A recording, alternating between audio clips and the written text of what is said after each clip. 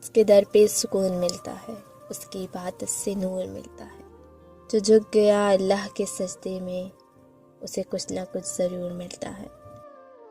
اللہ کا شکر ادا کرو، یہ نہ سوچو اللہ تمہاری دعاؤں کو فوراً قبول کیوں نہیں کرتا، بلکہ یہ شکر کرو کہ وہ تمہارے گناہوں کی سزا فوراً نہیں دیتا۔ اپنے بہترین وقت کو نماز کے لیے وقف کر لو، کیونکہ تمہارے سب کام تمہاری نماز کے بعد ہی قبول ہوں گے۔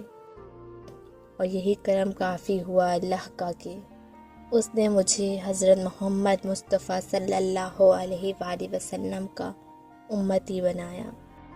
اللہ کو وہ انسان بہت پسند ہے جو اپنی جوانی اللہ کی عبادت میں گزارتا ہے۔ ناکامی کا منہ انسان کو اس وقت دیکھنا پڑتا ہے جب کامیابی کے حصول کے لیے اپنے اللہ کے اصول توڑ دیتے ہیں۔